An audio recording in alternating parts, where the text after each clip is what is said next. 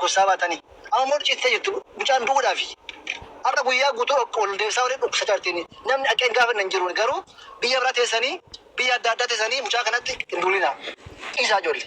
Emee akaatu fayyitee akaatu mucaan kun kan ciisee jirtu. Amme afaan mi'eeffatiniiti dhibee ishii maalidha nutti mi qulqulleessiti. Addaan baasiti dhibee ishii maalidha.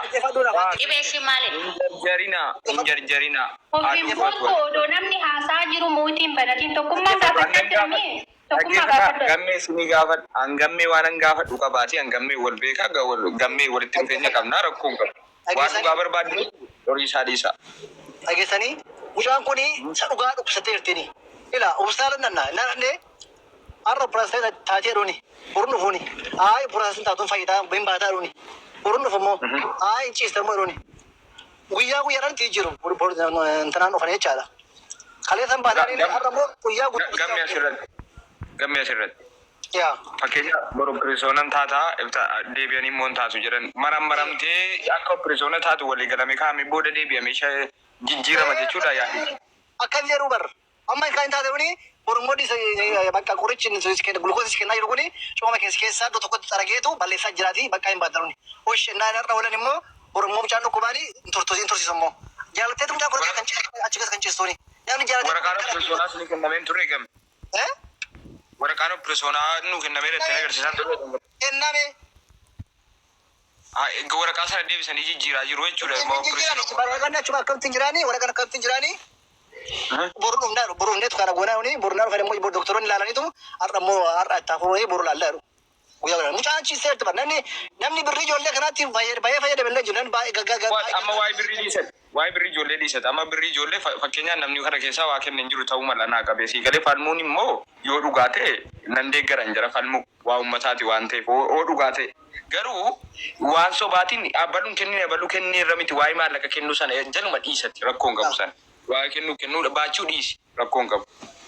Maaliif dabaltanii yoo wanti kun sobaan ta'e dabaltanii deebisuun keessa waan hin oollee fi na beekamaa. Ilaal tokkummaa yaadoo. Ofiin boontu. Bileessa afaan nama hin qabinaa qowwaa sitti maayin. Sabarat. Miiti nama hin qabinaa. Tokkummaa qowwaan tokko sitti hima waan takkitti qofa na dhaggeeffatu. Qoy jefalmatu waan takkitti qofa. Dubbattu hime qo'aatiin isaa hime tokko. Miitiin irratti qabame waan ta'u dhugaaf haqa barbaanna nuti shoko akka mana bunaa shoko taasisan hin feenu. Ilaal tokkummaa mana yaalaa ganniin jirtu kana keessa intalli ganda shawaa lixaa ganda qabaa bareedaa aanaa dandii achi keessa ji'a 3 ciiste mana yaalaa kana keessa jechuudha. Sittiin mana dhaggeeffadhu. Kan biyyarraa fide intala hamaaraatti waraqaa hin qabdu intalli sun. Ji'a 3 guutuu mana yaalaa kana keessa ciiste mana yaalaa amma ganniin keessa jirtu kana keessa jechuudha. Gaafa dhaqxee ijoolleen teenya gaafattu dhibeen ishii seelii sammuu ishiitti tuqamee jedhan. Hubadhu laa seeliin sammuu ishii waan tuqameef warraaquu hin dandeessu dubbachuu hin dandeessu ijaan qofa nama laalti mucayyoon gurraan hin dhageechi ijaan qofa si ilaalti. Achiin booda intaluma hamaaraa biyyarraa ishii fidde dallaaltitti farramsiisaniiti qoonqoo ishii jalaan baqaqsanii nyaata akka qoonqoo ishii jalaan kennamuuf taasisan ji'a 2 booda. Si galaa miti wanni doktoroonni guyyaadhaan dhufanii har'a boru opereeshinii taata jedhanii borummoo waan biraatitti jijjiiraniif hin jiru kana nu sobina walumaan jirra biyya Arabii keessa kijiba dhiisa.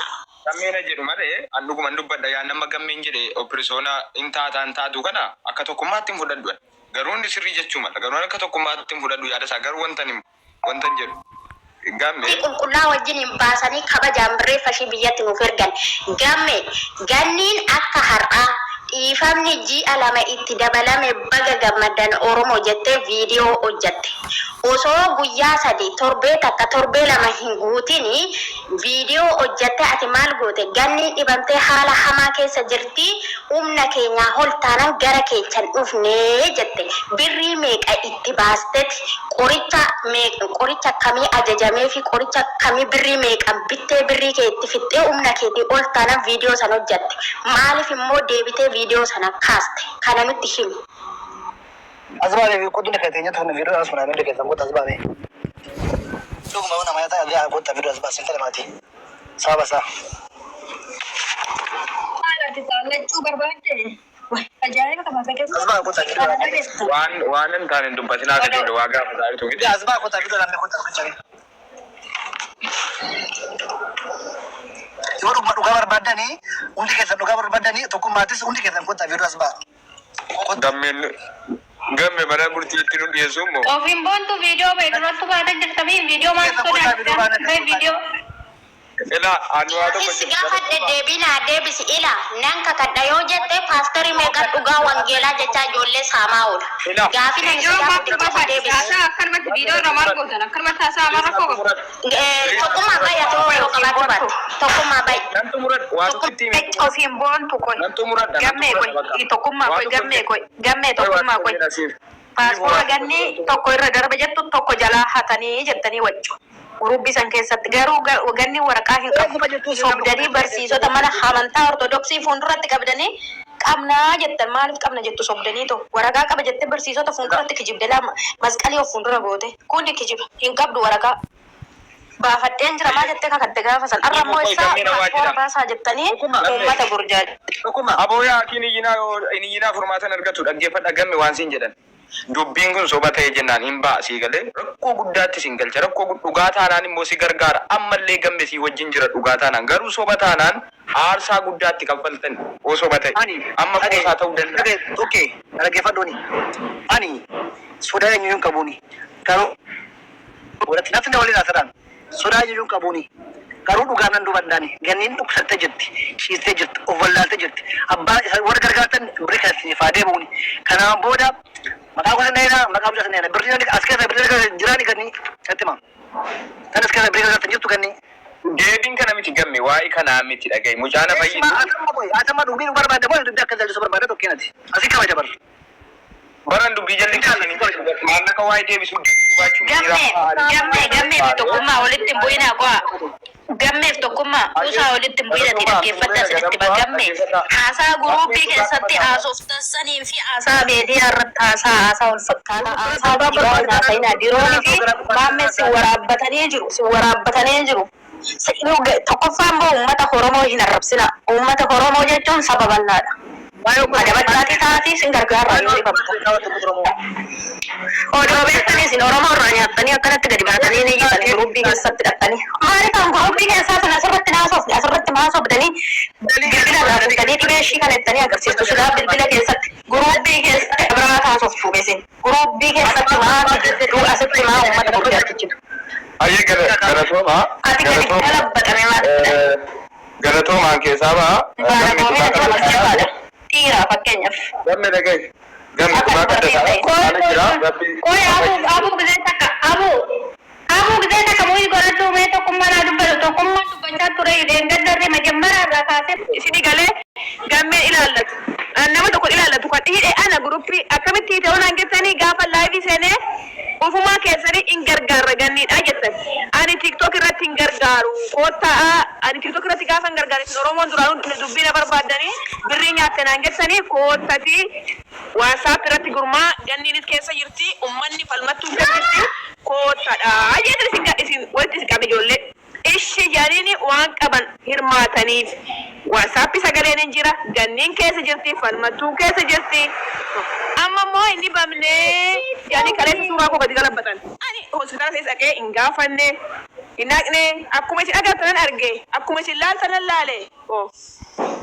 Amma irraa maali aartu nama tokko ibamee fayyanii hospitaala geessanitti hospitaalee isinitti himetti kennitanitti amma immoo irra deebisanii wal waqqasu wal arrabsu maaliif isin barbaachise?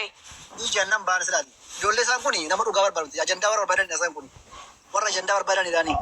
Qo'e ganniin gaafa duute akka ishee dhukkubsatte baru miti jara kun. Yeroo haasoftu huba namarra buusaa haasa'i. Ijoolleen kan si gadi dhagaadha. Dhagaaf gurtuudha. Nama dhaggeeffadhu tokkoffaa moyiti irratti qabe safu.